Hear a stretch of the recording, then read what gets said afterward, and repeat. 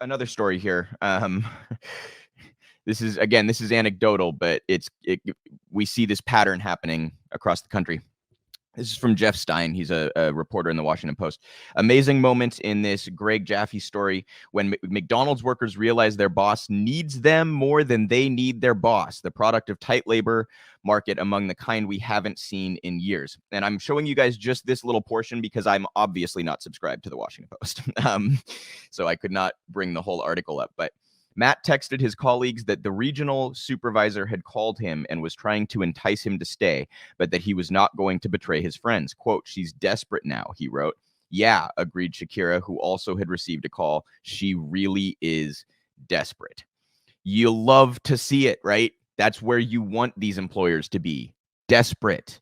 And it is so like eternally ironic to me that whenever workers complain about not being paid enough, the boss will just say, well, go get a better job then, right?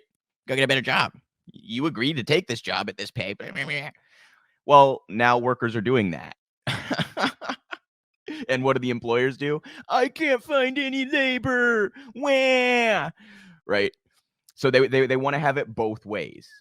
They want to be able to benefit from the status quo and never lose the leverage that they have over workers, which forces them into desperation and poverty and suffering, and allows these people to exploit their labor. They just want that to be the condition. And the moment that the workers have any leverage at all, they throw a fucking temper tantrum, and play victim, right?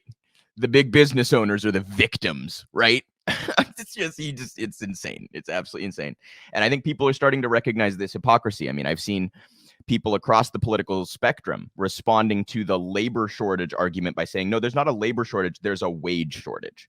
If you want workers, fucking pay them. And this kind of pressure is starting to work in this specific story, this particular McDonald's. The entire staff walked out, and all they demanded, you guys, I'll give a little bit of backstory here. McDonald's in the area were paying their workers $15 an hour. At this McDonald's, they were only making $9 or 9 something an hour. Okay. So these workers, all they asked for was 10. They didn't even ask for 15. They asked for 10. And what the owner say? No. So they all walked out. And apparently then the workers saw a sign up at that McDonald's later saying that the owner was hiring starting at 10. So this stuff works, you guys. This stuff works. Strikes work. Walking out works. Using your leverage and showing your boss that you have this kind of leverage, it works. I encourage everybody, if you are stuck in a situation at work that is way too exploitative, that is damaging your mental health, your ability to live a lifestyle that you want, unionize, walk out, strike. Do it. I know it seems terrifying. It seems like you're taking this big risk. You have the power. Your boss does not. You get enough people in line with what you're thinking, you have the power. Okay, and this is an example of it. So it's just now that owner, right? It's hilarious to think about. It's a little bit, now he has to pay the 10, and he also has to hire a whole new staff, and he's caused himself all this hassle, and he also has to pay to train those staff, and so he fucked himself. Wonderful. I love seeing it. Absolutely love seeing it.